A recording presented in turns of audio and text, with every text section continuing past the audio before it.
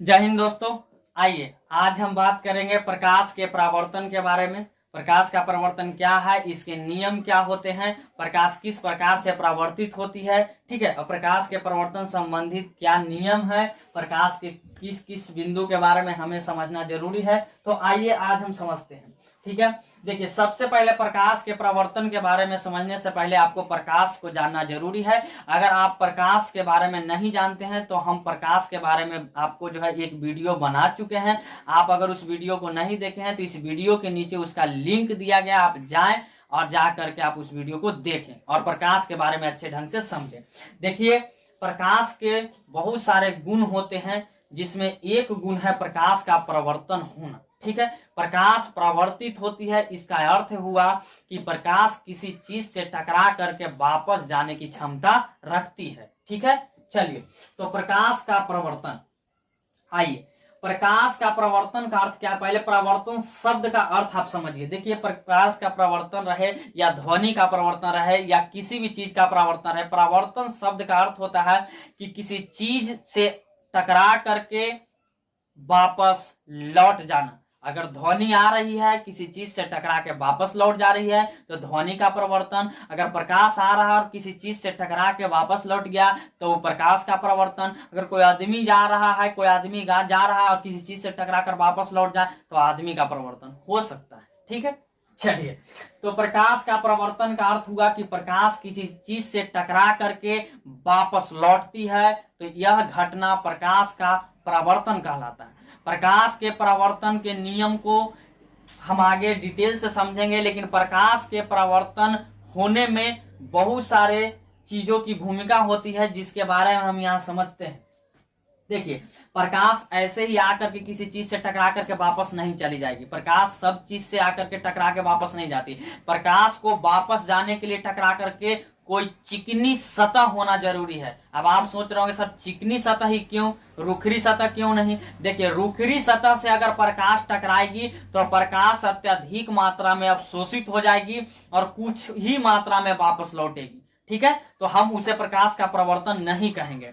प्रकाश का परावर्तन का अर्थ है कि जब प्रकाश किसी वस्तु से टकराए तो कुछ ही मात्रा उसका अवशोषित हो, अत्यधिक मात्रा उसकी जो है वह वापस लौट जाए, तो यह प्रकाश का परावर्तन कहलाएगा, ठीक है।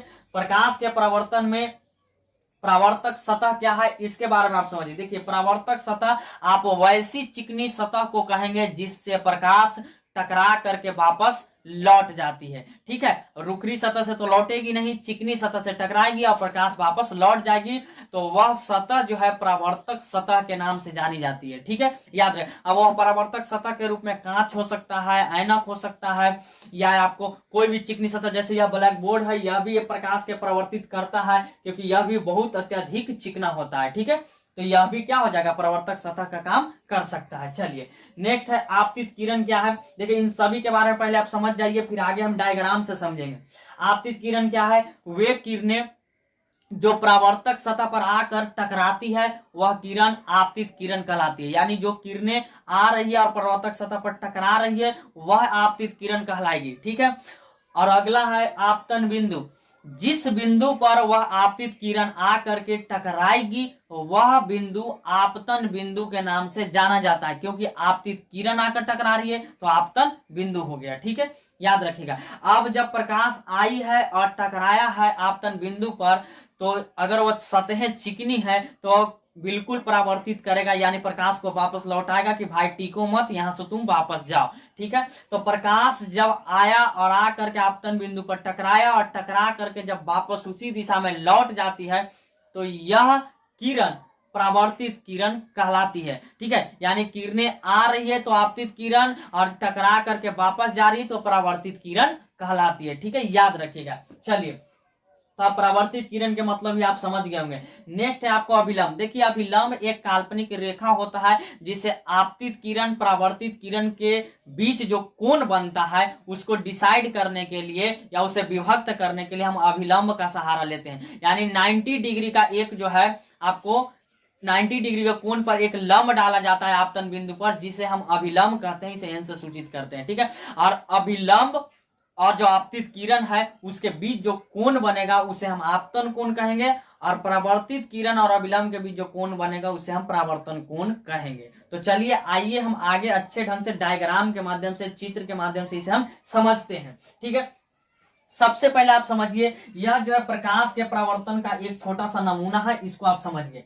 देखिए यह जो है, यह एक दर्पण हम ले रहे हैं, या कहिए कोई भी चिकनी सतह है जिसका पीछे का भाग कलई किया हुआ है। ठीक है, याद रखिएगा कलई क्यों किया गया है सर, अगर इसको आप कलई नहीं करेंगे, मान के चलिए यह शीशा है, तो शीशा सब प्रकाश को परिवर्तित थोड़े कर देगा, शीशा पारदर्शक पदार्थ है, उससे प्रकाश आर पार होके निकल जाएगी, याद रखिएगा। ठीक है, तो यहाँ पर हम एक दर्पण ले लेते हैं, दर्पण की यह सतह कलई की हुई, कलई का अर्थ है रंगा हुआ है, और रंगने का जो चिन्ह है उसको हम फिजिक्स में इस रूप से दर्शाते हैं। दर्पण की जो चौड़ाई है उसे हम एम और एम डैश से सूचित कर दिए। ठीक है, याद रखिए। देखिए अनंत से कहीं से प्रकाश आ रही है, और आने वाली प्रकाश को जो है हम आपतित किरण कहते हैं, यह बात आपको हम यहाँ पर देखिए लिखा हुआ है, बता भी दिए। तो आपतित किरणें यहाँ से आ रही है, देखिए ये तीर चिन्ह आने का साइन दर्शा रहा है कि इधर से प्रकाश आ रही है और यहाँ पर आकर के टकरा रही है, इस बिंदु पर टकरा रही है, तो यह बिंदु आपतन बिंदु हो गया। पहले तो याद रखिए टोटल सतहें क्या हो गई, परावर्तक सतह। ठीक है, यह आ रही जो किरणें प्रकाश की, यह आपतित किरण हो गई, और यह जहां आ करके टकरा रही है यह बिंदु आपतन बिंदु हो गया। ठीक है, और यह आपतन बिंदु से टकराकर प्रकाश फिर उसी दिशा में लौट जा रही, क्योंकि यह क्या है, यह दर्पण है, यह अपने ऊपर प्रकाश को अवशोषित नहीं करेगी बल्कि यह वापस लौट आएगी, यह घटना प्रकाश का परावर्तन कहलाया। और यह जो किरण वापस लौट गई यह परावर्तित किरण कहलाई। ठीक है, देखिए इसे जाने का तीर चिन्ह दिखा रहा है कि जा रहा है। अब आपतित किरण और परावर्तित किरण के बीचों बीच 90 डिग्री पर, यानी 90 डिग्री पर एक अभिलंब, एक लंब डाल दिए जिसे हम अभिलंब कहते हैं। अब यह अभिलंब, देखिए अभिलंब में काल्पनिक रेखा होती है, इसलिए से हम डॉट डॉट से दिखाते हैं। ठीक है, अब देखिए अभिलंब और आपतित किरण के बीच का जो कोण है वह आपतन कोण कहलाता है। क्या कहलाता है, आपतन कोण। देखिए यहाँ हम लिख दिए आपतन कोण। ठीक है, आपतन कोण को छोटी आई से हम सूचित करते हैं। ठीक है, याद रखिएगा। यहाँ फिर समझिए, परावर्तित किरण और अभिलंब के बीच जो कोण बना उसे हम कहते हैं परावर्तन कोण, और इसे हम छोटी आर से सूचित करते हैं। ठीक है, तो याद रखिएगा ये सारा जो है डायग्राम प्रकाश के परावर्तन को दर्शा रहा है। इसमें आपतित किरणें हैं, लौटने वाली परावर्तित किरणें हैं, डाली गई अभिलंब है, आपतन कोण है, परावर्तन कोण है, आपतन बिंदु है, परावर्तक सतह है। ठीक है, अब हम आगे समझेंगे, बारी बारी सब आप समझिए कि आपको जो है गोलीय दर्पण, देखिए मुख्य रूप से आप परावर्तन के बारे में आप गोलीय दर्पण को हम यहाँ पर अवतल दर्पण या उत्तल दर्पण को लेकर के अब हम समझते हैं कि आखिर प्रकाश जो है परावर्तित किस प्रकार से करती है, परावर्तन के कारण जो है किस प्रकार से प्रतिबिंब का निर्माण होता है, वक्ता त्रिज्या क्या है, वक्ता केंद्र क्या है, फोकस दूरी क्या होती है, मुख्य फोकस क्या होती है, ध्रुव क्या होती है।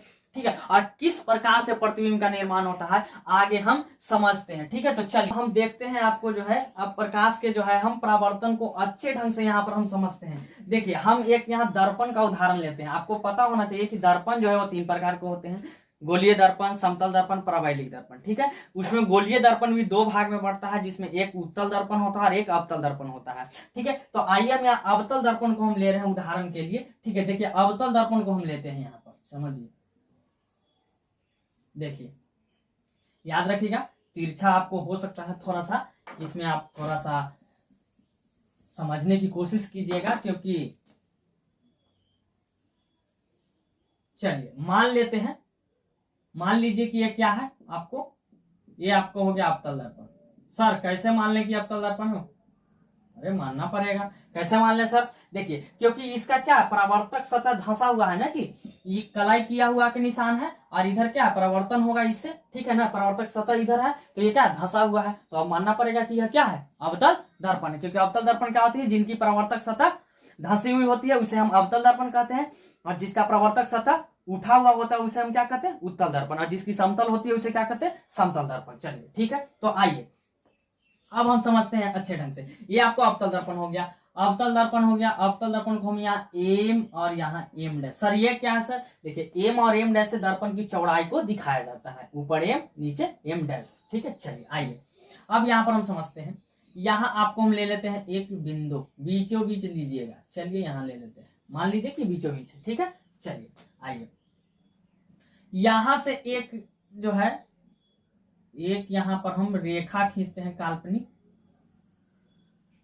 चलिए, ये आपकी एक रेखा खींच दी हम काल्पनिक तौर पर, सीधा नहीं होगा तो थोड़ा सा देखिएगा, ठीक है। अब यहाँ पर देखिए, ये बिंदु जहां से आप खींचे काल्पनिक रेखा, इसको आप P मान लेते हैं। क्या? P। इसको ध्रुव कहते हैं। दर्पण के जो मुख्य बिंदु जो बीचों बीच होता है, यानी दर्पण के मध्य बिंदु को हम दर्पण का ध्रुव कहते हैं, और उसे हम P से सूचित करते हैं, पोल।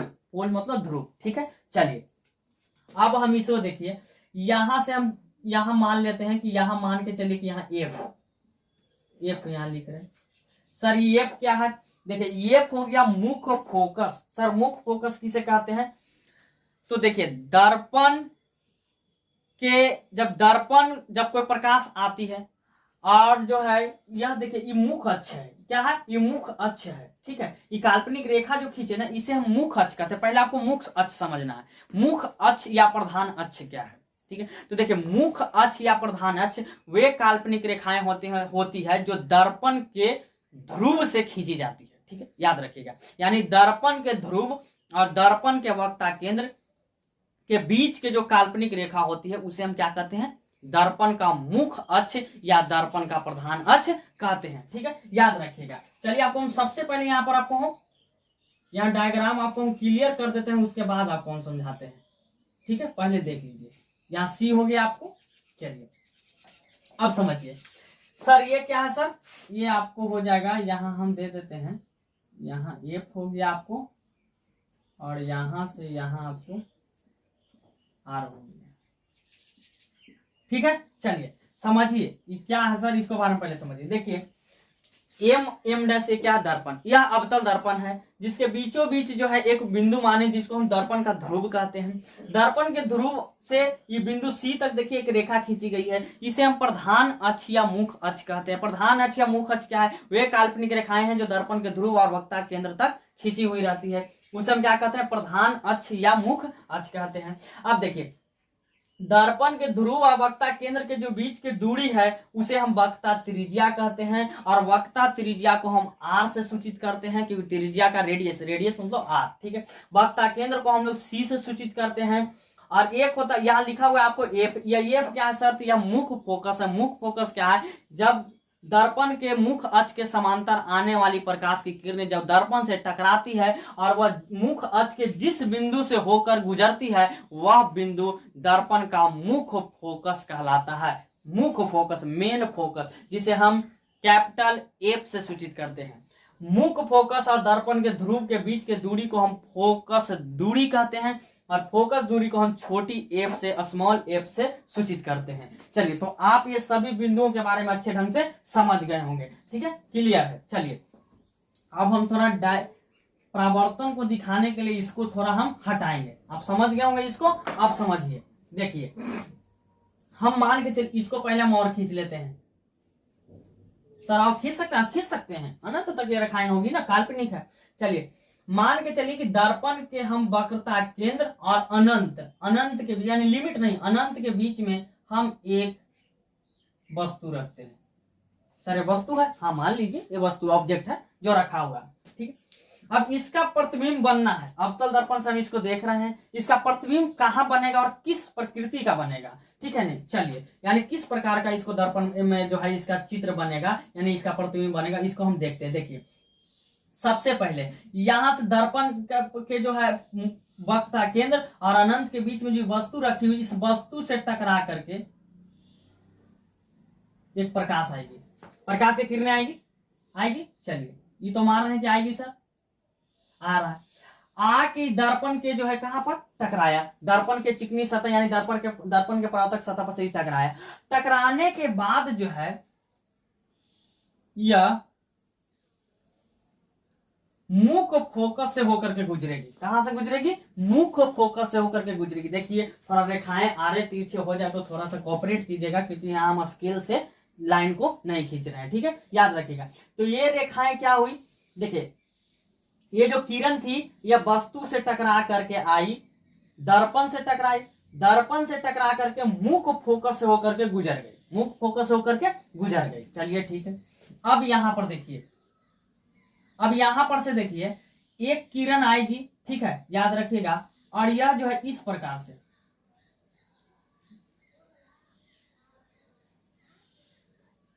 अब देखिए रेखाएं यहाँ थोड़ा तिरछा हो गया, इसको हम थोड़ा सीधा कर रहे हैं, ठीक है। चलिए समझिएगा, एक रेखा जो है यहां से आई और आ करके जो है देखिए वस्तु से होकर के आ रही है और आ करके जो है वक्रता केंद्र यहाँ पर जो है वक्रता केंद्र से होकर के गुजर रही है। कहां से? वक्रता केंद्र से होकर गुजर रही है। अब जब ये वक्रता केंद्र से होकर गुजर रही है आकर के यहाँ टकरा रही है, टकराएगी तो वापस उसी दिशा में लौट जाएगी, वापस उसी दिशा में लौट जाएगी। सर इसका अर्थ क्या हुआ? देखिए जब वक्रता केंद्र से जो है हो करके जो प्रकाश गुजरती है उसको ऐसा माना जाता है कि वह वक्रता केंद्र से वापस लौट गया, उसी दिशा में लौट गई वापस, क्योंकि चिकनी सतह है, परावर्तक सतह, उसे टकरा कर वापस तो लौटेगी, लौट गया, उसी दिशा में लौट गया, ऐसा मान लिया जाता है। तो मान लीजिए, ठीक है सर, मान लिए। अब देखिए जब ये लौट गया, देखिए एक रेखा है तो पहले एक किरण क्या हुआ, एक किरण वस्तु से टकराया, टकरा करके सीधे होते हुए मुख अक्ष के समांतर जो है किरणें आई, आ करके दर्पण के परावर्तक सतह से टकराई और मुख फोकस से होकर के गुजर गई, मुख फोकस से होकर के गुजर गई जी। चलिए गुजर गया। एक किरण वस्तु से होकर के वक्रता केंद्र से होते हुए आई, दर्पण की सतह से टकराई और वापस उसी दिशा में लौट गई। मान लीजिए ये सभी बातें काल्पनिक है, यह रियल नहीं है, ठीक है, यह काल्पनिक बातें हैं और काल्पनिक बातों को आप इसी प्रकार से आप कल्पना कीजिए, ये कल्पना करना है क्या ऐसा हो सकता है। चलिए तो हो सकता है ऐसा, चलिए ओके। यहां पर देखिए आपको दिखाई दे रहा है कि यहां पर कटान बिंदु है, यानी ये रेखाएं आया टकरा के इधर जब गुजरा और ये रेखाएं भी आई और गुजरा, तो यहां पर ये दोनों रेखाएं, ये रेखा ई और ये रेखा ई दोनों यहां पर काट रहा है, एक दूसरे को क्रॉस कर रहा है, यहाँ पर प्रतिच्छेद कर रहा है, यहाँ पर एक दूसरे से मिल जा रहा है, यानी यहाँ पर दोनों एक दूसरे को काट रहा है। तो यहाँ पर आप देखिए यहाँ पर प्रतिबिंब का निर्माण होगा, क्या होगा? यहीं पर प्रतिबिंब का निर्माण होगा, यानी इस वस्तु का जो प्रतिबिंब बनेगा वो इसी बिंदु पर बनेगा। कितना बना सर? लंबा, कितना छोटा, किस प्रकार के बना सर? यहाँ पर देखिए, क्लियर? अब देखिए ये जो यहाँ पर वस्तु का प्रतिबिंब बन गया, सर वस्तु का प्रतिबिंब बन गया, मान लीजिए, सब कल्पना करना है, मान लीजिए ये वस्तु का प्रतिबिंब बन गया। यहाँ पर वस्तु का हम नाम दे देते हैं, जैसे कि मान के चलिए वस्तु का नाम है ए, वस्तु का नाम है ए, यहाँ बन गया प्रतिबिंब ए डैश, यहाँ बन गया प्रतिबिंब ए डैश। चलिए सर मान लेते हैं ए डैश। क्यों लिखे सर? क्योंकि यह उल्टा बढ़ रहा है। सर हम कैसे माने कि उल्टा बढ़ रहा है? देखिए यह वस्तु जो रखा हुआ था ए, यह तो प्रधान अक्ष के ऊपर रखा हुआ था, अरे जो प्रतिबिंब बना ये प्रधान अक्ष के नीचे बना, यानी इससे आपको ये बात साबित हो रहा है कि यह जो प्रतिबिंब बना है यह वस्तु के उल्टा बना है, ठीक है। अब उल्टा बना है तो आपको क्या होना चाहिए? देखिए उल्टा जो वस्तु का प्रतिबिंब बनता है वह प्रतिबिंब जो होता है वह वास्तविक होता है। सर कैसे मान ले? मान लीजिए देखिए, क्योंकि वास्तविक प्रतिबिंब काल्पनिक प्रतिबिंब दो प्रकार के प्रतिबिंब होते हैं। वास्तविक प्रतिबिंब का नेचर है कि वास्तविक प्रतिबिंब हमेशा उल्टा होगा और काल्पनिक प्रतिबिंब या उसी को आभासी प्रतिबिंब भी कहते हैं वह हमेशा सीधा होगा। तो सर यहाँ तो प्रतिबिंब उल्टा बन रहा है, देख रहे हैं ना, ये मुख से नीचे बन रहा है, देखिए तीर चिन्ह भी हम उल्टा करके दिखाए हुए हैं, क्योंकि यह क्या है? उल्टा दिखाना ही पड़ेगा, क्योंकि यह क्या प्रतिबिंब जो बन रहा है यह उल्टा बन रहा है, ठीक है। अब उल्टा बन रहा है इसका मतलब यह क्या है? उल्टा प्रतिबिंब कौन बनता है? किस प्रतिबिंब का नेचर है कि वो उल्टा होता है? तो वास्तविक प्रतिबिंब का। इसका मतलब क्या, जो प्रतिबिंब बन रहा है यह वास्तविक। तो प्रतिबिंब के बारे में दो गुण समझ गए, एक तो यह जो प्रतिबिंब बन रहा है इसकी प्रकृति आप समझ गए, एक तो यह उल्टा बन रहा है और वास्तविक बन रहा है, यानी वास्तविक है तो उल्टा है, उल्टा है तो वास्तविक है। चलिए ये बात आप समझ गए। सर वस्तु से बड़ा बढ़ रहा है कि छोटा बढ़ रहा है? आप देख लीजिए ये वस्तु से छोटा बढ़ रहा है, ये वस्तु से क्या बढ़ रहा है? छोटा बढ़ रहा है। चलिए तीसरी बात समझ गए सर। चौथा बात आप समझिए कि यह जो है बन कहाँ रहा है सर? तो यह दर्पण के वक्रता केंद्र और मुख फोकस के बीच में बन रहा है। चलिए सर समझिए, आपसे पूछी जाती है, ठीक है, कि बताइए अगर एक वस्तु को अवतल दर्पण के वक्रता केंद्र और अनंत के बीच रखी जाती है तो उसका प्रतिबिंब कहां बनेगा? आप सोचे पड़िएगा सर कहां बनेगा? प्रतिबिंब में बनेगा, दर्पण में बनेगा? नहीं, वो पूछ रहा है कि कहां पर बनेगा, यानी कि दर्पण के वक्रता केंद्र पर बनेगा कि मुख फोकस पर बनेगा, कि मुख फोकस और ध्रुव के बीच बनेगा, कि मुख फोकस और वक्रता केंद्र के बीच बनेगा, कि अनंत बनेगा, कि कहां बनेगा? बस यही है प्रतिबिंब की प्रकृति, यानी नेचर। जो प्रतिबिंब का नेचर है वो क्या समझिए। आइए अब यहां पर हम समझते हैं। देखिए सबसे पहले समझिए एम एम डैश क्या है सर, देखिए एम, एक बार फिर से हम आपको समझाते हैं, एम एम डैश क्या है, तो एम एम डैश है आपको अवतल दर्पण, ये अवतल दर्पण है ना जी, अवतल दर्पण, अवतल दर्पण की चौड़ाई, अवतल दर्पण की क्या आई, चौड़ाई है। चलिए समझ गए सर, ओके। पी क्या है, तो पी है दर्पण का ध्रुव, दर्पण का ध्रुव, ठीक है सर। एफ क्या है, एफ है मुख्य फोकस, एफ क्या है, मुख्य फोकस, चलिए मुख्य फोकस है। सी क्या है, तो सी है वक्रता, वक्रता केंद्र, सी क्या है, वक्रता केंद्र है, ठीक है सर। अब आइए यहाँ पर ए क्या है, ये तो वस्तु रखा हुआ है, ए डैश क्या है, यहाँ पर वस्तु का प्रतिबिंब बना हुआ है, ठीक है। चलिए ओके सर, ये बात हम समझ गए, अच्छे ढंग से आप समझ गए होंगे। एक बार फिर से हम आपको थोड़ा तेजी में बोल देते हैं। एम एम डैश क्या है, दर्पण की चौड़ाई है। पी क्या है, तो दर्पण के जो बीचों बीच जो बिंदु होगी उसे हम ध्रुव मान लेते हैं, उसे पी से सूचित करते हैं। पी से सी तक जो खींची गई काल्पनिक रेखा है उसे हम प्रधान अक्ष या मुख्य अक्ष कहते हैं, ठीक है सर, प्रधान अक्ष या मुख्य अक्ष कहते हैं। अब देखिए इसी क्या है सर, यह वक्ता केंद्र है, यानी कहने का अर्थ है कि दर्पण जिस खोखले गोले का एक भाग होता है उस गोले के केंद्र को दर्पण का केंद्र कहते हैं, यानी कि वक्ता केंद्र कहते हैं। और यह जो वक्ता केंद्र ध्रुव के जो बीचों बीच जो बिंदु है उसे हम क्या कहते हैं, मुख्य फोकस। मुख्य फोकस क्या है सर, तो मुख्य अक्ष के समांतर आने वाली प्रकाश की किरणें जब दर्पण से टकरा करके मुख्य अक्ष के जिस बिंदु से होकर गुजरती है वह बिंदु मुख्य फोकस कहलाती है, ठीक है सर, समझ गए। मुख्य फोकस और जो है ध्रुव के बीच की दूरी को हम लोग फोकस दूरी कहते हैं, जिसे हम छोटी एफ से सूचित करते हैं, ठीक है सर। अब देखिए दर्पण के ध्रुव और वक्ता केंद्र के बीच की दूरी को हम क्या कहते हैं, वक्ता त्रिज्या कहते हैं, जिसे हम आर से सूचित करते हैं। यहाँ पर ए नाम की एक वस्तु रखें जो मुख्य अक्ष के ऊपर है, सीधा खड़ा है, इसकी प्रतिबिंब देखिए यहां से टकरा करके आई, यहां से होते हुए क्या मुख्य अक्ष से होकर गुजर गई।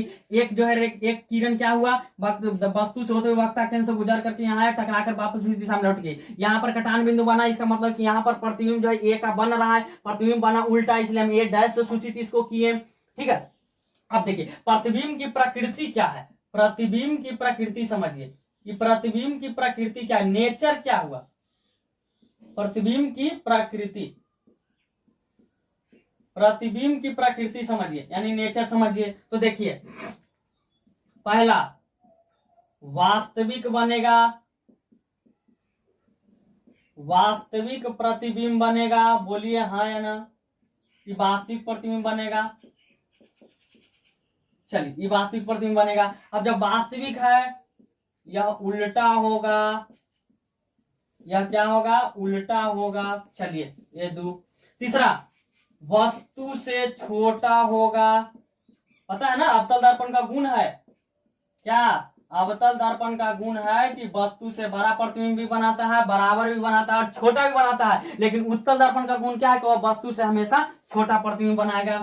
चौथा क्या होगा बताइए, या क्या मुख्य फोकस, मुख्य फोकस और मुख्य फोकस और वक्रता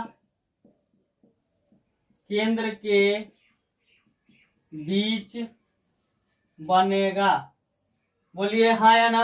अब बताइए यह क्या हुआ, प्रतिबिंब की प्रकृति हुआ कि वास्तविक बनेगा, वास्तविक है तो उल्टा है, वस्तु से छोटा बना है, मुख्य फोकस और वक्ता केंद्र। इंपॉर्टेंट बात है कि मुख्य फोकस और वक्ता, देखिए वस्तु रखल कहां था, वक्ता केंद्र और अनंत के बीच, लेकिन उसका प्रतिबिंब कहां बना, मुख्य फोकस और वक्ता केंद्र के बीच। तो हम उम्मीद करते हैं, अब देखिए अवतल दर्पण को आप 6 प्रकार से वस्तु को रख सकते हैं, ठीक है ना, और देख सकते हैं कि प्रतिबिंब उसका कहां बना, और उत्तल दर्पण में भी आप 3 जगह रख करके देख सकते हैं, ठीक है। तो हम यहाँ पर उदाहरण समझाने के लिए, प्रकाश के प्रवर्तन को समझाने के लिए और किस प्रकार से प्रतिबिंब बनता है उसको समझाने के लिए हम सिर्फ अवतल दर्पण का एक डायग्राम लिए, ठीक है। ऐसा नहीं कि सिर्फ यही डायग्राम है, और भी बना करके आप समझ सकते हैं प्रकाश के प्रवर्तन और किस प्रकार से प्रतिबिंब बनते हैं, ठीक है। तो चलिए अगला वीडियो में हम जो है आपको वह प्रकाश के अपवर्तन के बारे में समझाएंगे, जिसमें आपको लेंस क्या होते हैं, ठीक है ना, किस प्रकार से जो है प्रकाश का अपवर्तन होता है और लेंस में किस प्रकार से प्रतिबिंब का निर्माण होता है, अवतल लेंस क्या है, उत्तल लेंस क्या है, विसारी लेंस क्या है, अपसारी लेंस क्या है, ठीक है ना। अवतल लेंस का प्रयोग चश्मे में क्यों किया जाता है, उत्तल लेंस का प्रयोग जो है चश्मे में क्यों किया जाता है, उसके बारे में हम समझेंगे। फिलहाल के लिए आप देखिए प्रकाश के प्रवर्तन के बारे में हम अच्छे ढंग से समझाने का आपको प्रयास किए। अभी भी अगर कोई आपको डाउट रह गया है, अगर आपको कोई भी दिक्कत परेशानियां रह गई समझने में, तो याद रखिए आप कमेंट में लिख सकते हैं कि हाँ सर हमें ये परेशानी है, ठीक है, उसका हम अगला वीडियो में सोल्यूशन बता देंगे, ठीक है। और जब भी देखिए वीडियो आप देखने के लिए बैठे तो आप अपने साथ कॉपी और कलम लेकर के बैठे, क्योंकि याद रखिए दिमाग तो आपका कंप्यूटर है नहीं कि एक बार लोड कर दिए तो लोड हो गया। दिमाग की यह प्रवृत्ति है, जैसे यहाँ प्रतिबिंब की प्रकृति है, उसी प्रकार से दिमाग की यह प्रवृत्ति है कि आपको क्या हो जाएगा, याद किए हैं तो भूलेंगे, ठीक है। अब आपकी प्रवृत्ति क्या होना चाहिए कि अगर भूले हैं तो फिर से याद करेंगे, ठीक है। तो आप देखिए इसको नोट करके आप रिवाइज करें, रिवाइज कीजिएगा तब आपको समझ में आएगा, ठीक है। तो चलिए आज के लिए इतना ही दोस्तों। हमारे चैनल साइंस की बात को लाइक करें, अच्छा लगा वीडियो तो सब्सक्राइब करें, शेयर करें दोस्तों के पास, क्योंकि शिक्षा फैलाना हम लोग का परमो धर्म है। अगर इंडिया का विकास करना है तो हम लोग को विकास करना पड़ेगा। हम लोग का विकास कैसे होगा सर, हम लोग का विकास होगा शिक्षित होकर के, ठीक है। तो चलिए आज के लिए इतना ही, जय हिंद।